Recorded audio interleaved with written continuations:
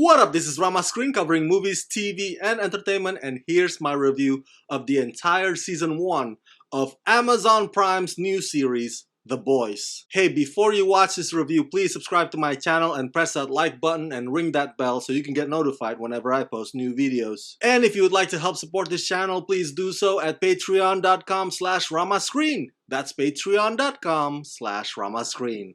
Let's rock this. First of all, I would like to thank Amazon for granting me the advanced screeners to the entire 8 episodes of this new show. And trust me when I say you are in for a doozy, because you'll never see superheroes the same way ever again after watching The Boys. This is a dark, twisted, funny, unapologetic, satirical drama/comedy/action that is highly addictive and bloody entertaining, and it's filled with all kinds of commentary about politics and celebrity worship, especially in this current #MeToo era. With its compelling, engaging story, unconventional sense of humor, complicated characters, and stellar performances across the board, The Boys successfully flips the superhero genre on its head. The story is set in a world where superheroes exist, specifically a group called the Supes of the Seven,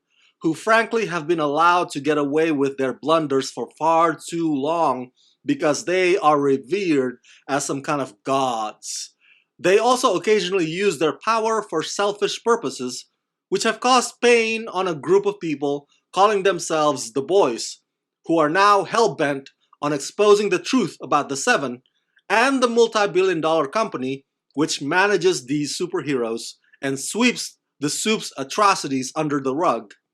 The Boys, led by Karl Urban's character, Billy Butcher, have all been wronged by the Seven, so the Boys have a plan to take down these notorious superheroes and stop the corruption once and for all. Now, I haven't read Garth Ennis and Derek Robertson's best-selling comic books which became the basis for this series, so I will not be making any comparisons here because I honestly don't know whether or not this adaptation is faithful to the original material. But I will judge The Boys solely on the merit of this show. That said, the tone and the visuals that this show seems to carry in a way kind of takes after Zack Snyder's visual style approach to superheroes, where it's not, all bright and seemingly lacking color palettes like most Marvel movies are. But unlike Zack Snyder's superhero movies, The Boys is actually well written, and I'm going to further explain that later on in this review. I think the cast ensemble is fantastic. Jack Quaid in particular is at that perfect spot in his career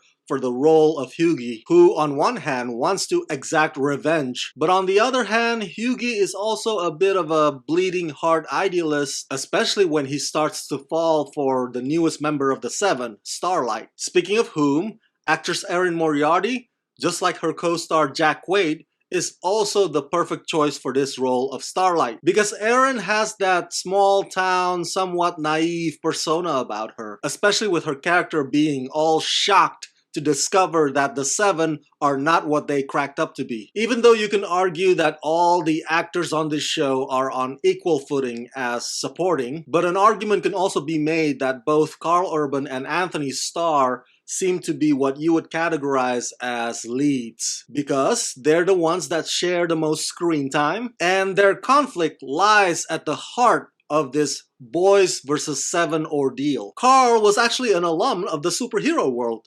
Do you remember that crapola, Thor Ragnarok? But in this one, The Boys, Karl's character, Billy Butcher, is blinded by his obsession to take down the Seven, so much so that he often forgets that there's a bigger picture than just that, particularly when it comes to the family members of his colleagues who are now put in harm's way because of his mission. For whatever reason, Karl keeps his New Zealander's accent for this one, but you know what?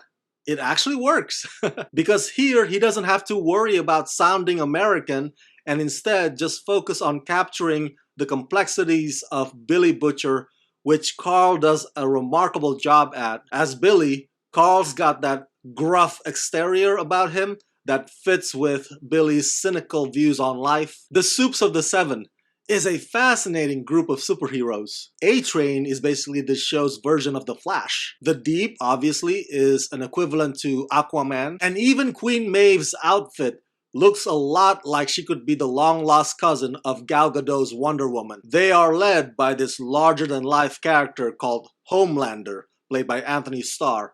And Homelander, you can describe him as Superman if he was evil. What's funny is Anthony Starr, whenever he smiles, he looks like a cross between Mark Paul Gosselaar and Hugh Jackman.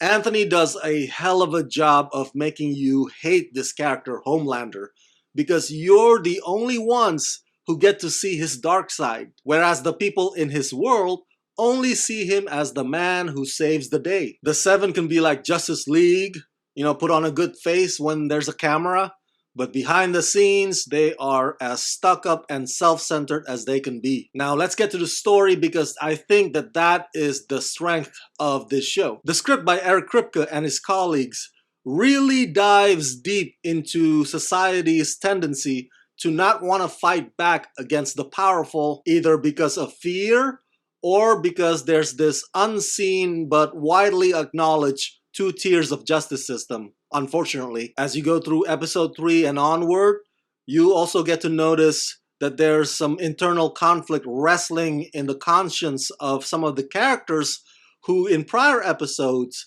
may come across as just simply bad, which of course is a testament to the writing's accomplishment in making sure that all the characters are tended to and that they don't appear one-dimensional. My favorite part about this series is actually the way it addresses public image and PR nightmare and damage control, which are familiar territories for politicians and Hollywood celebrities with their countless publicists. The way that that's all done is so eerie and oddly unsurprising. And without spilling any spoilers, something happens in the middle of this show involving a major catastrophe that the Seven uses as a way to shape public perception about them and to ultimately make the people agree with their master plan. It's remarkable how this show, in just 8 episodes, manages to cleverly weave the personal emotional dramas with the larger conspiracies